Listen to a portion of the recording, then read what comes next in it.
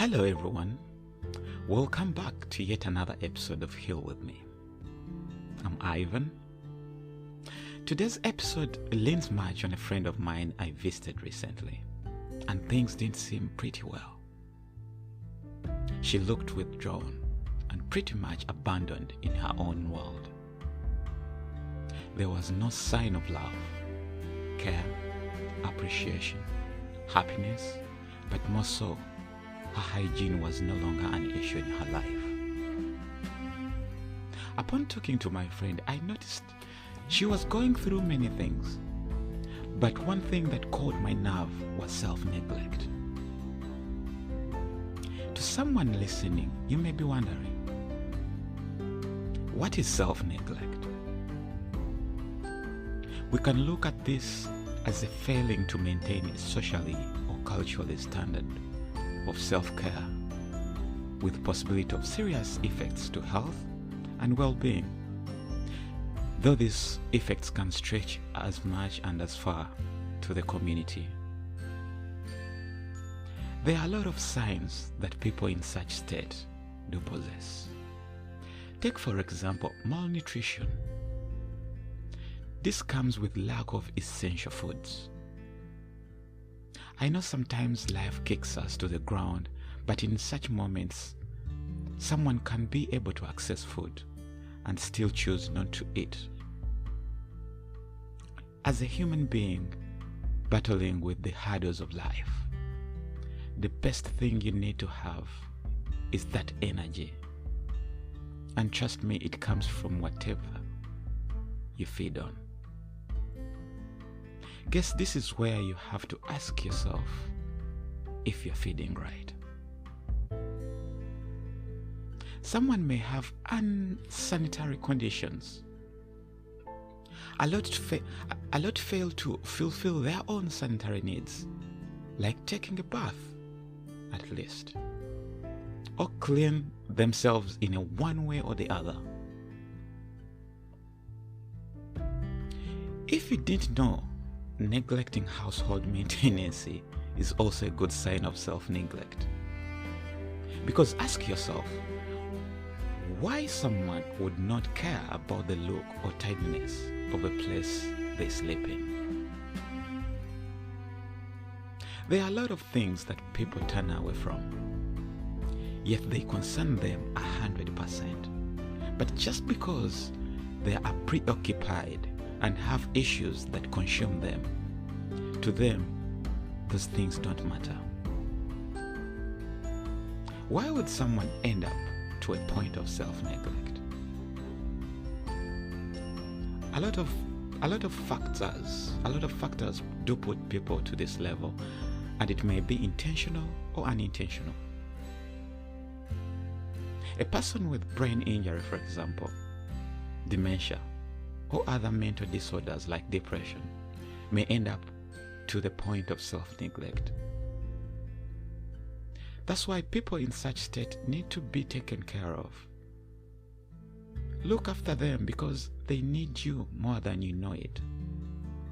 Some of these illnesses or disorders can zero someone, and all they need at that time is to be pulled back up. Obsessive compulsive disorder and hoarding disorder are those kinds that make a person be fixed to a particular few aspects and neglecting the rest. They just look at that one thing. And with hoarding disorder, it gets worse because a person tends not to let go of his belongings even when they are no longer of value or in use, and often they end up in an environment which is untidy, packed, and no maintenance whatsoever. I think this is a disorder that many people are suffering from and they don't know, because I've visited a lot of homes, I've been to a lot of places where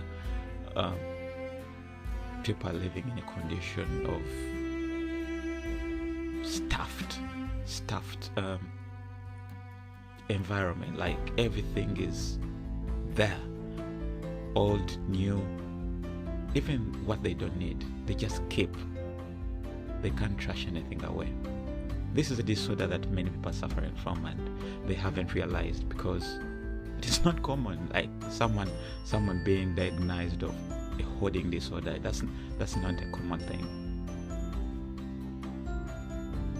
For some people, they may get physical illness or illnesses that impact on a person's ability, motivation, or even attention span, and such may end up not being in position to perform self-care in all ways. For example, someone may have a broken leg and may become reluctant to do self-care on themselves, especially if they have no helper or if they have no carer around. It may come to that point where they can't even perform the basics. Addiction is another thing. Addiction is something to note that can also bring about self-neglect. This addiction can be on drugs, alcohol, gaming, gambling, pornography, or even food, which comes as an eating disorder. These addictions can put you to a state of not minding about self and put all your energy to what you think matters. The most bitter of all causes is the traumatic life change. We are humans, and things don't always go our way. We face challenges almost every day, but there are situations where things are too heavy for us to handle. The loss of a loved one is something so painful that everyone handles in a different way. But to many, they end up in a state of stagnancy where nothing really matters. They just keep into one position or into one condition and block the rest out. That is stagnancy. Or even heartbreak in a relationship. Or a traumatic event like rape. All this can lead to self-neglect. I know all these conditions or all these occasions are depressing and stressing, but one thing for sure, they are able to make a person lose the sense of self-care because they can bring you down. And that's where self-neglect comes in. A person experiencing self-neglect may feel like they don't need help, or may end up declining it. For someone with mental capacity, there's less you can do to help if they say no. Because you can drag someone to go for help, especially if they have capacity. No. We just have to talk. You can't force someone. And that's why many end up declining the help that is given out there. We don't forget, and we can never forget, that the power is in the hands of the person experiencing an issue, the person experiencing this condition, this factor. So we do what we do. If you see someone in a situation of self-neglect, approach, talk to them. I think that's the best you can do, especially if they have capacity. And because we talk,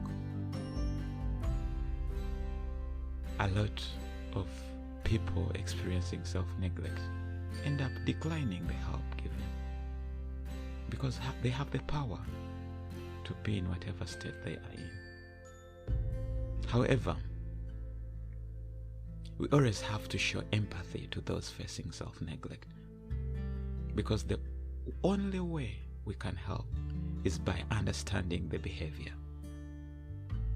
Patience and time is another aspect to consider when dealing with a person in such a state, because getting better may be a long term. It's a long-term process.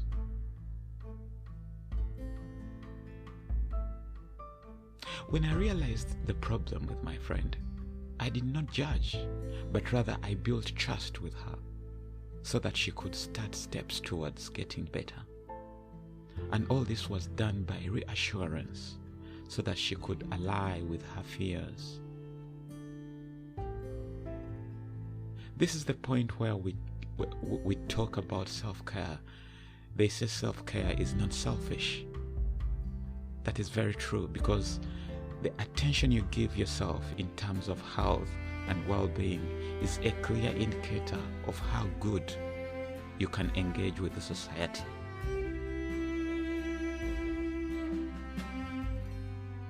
Yes, just like love. If you don't have self-love, trust me, you can't give out love. It's just that. It starts with you. What you do with yourself.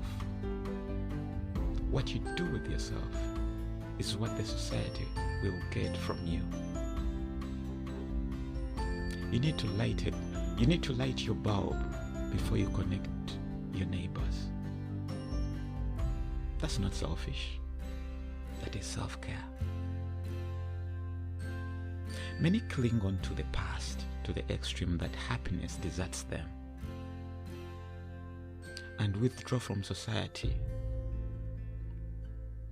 Like they end up withdrawing, and it tends to be their remedy, them pulling out of society. That's not right. You should know that everyone you walk past has their past and personality that they can't get rid of, but they choose to seek for what the future holds.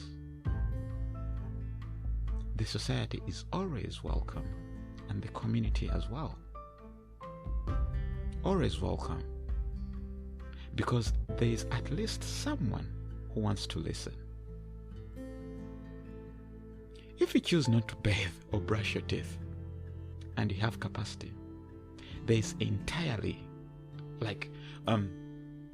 there's nothing we can do, because this is entirely on you. Entirely on you. Because you doing that will not undo whatever mischief you experienced. You have chosen that. But there's another side of it. You can choose something else, rather than you being enclosed into that bubble of not minding about anything else in your world.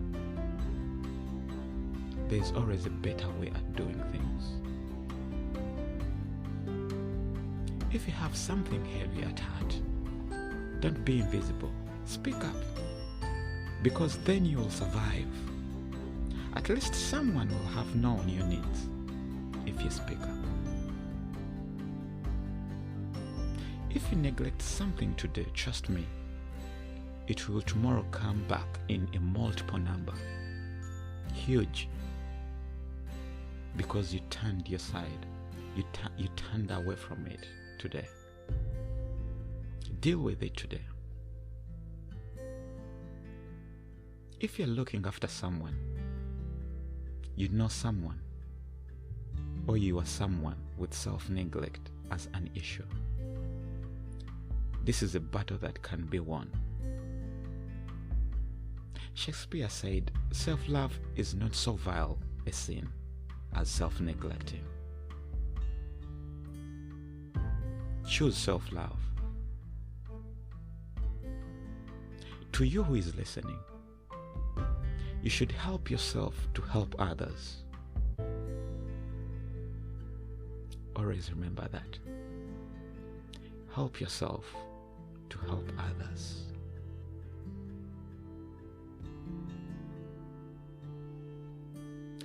This episode is dedicated to Queen Oje.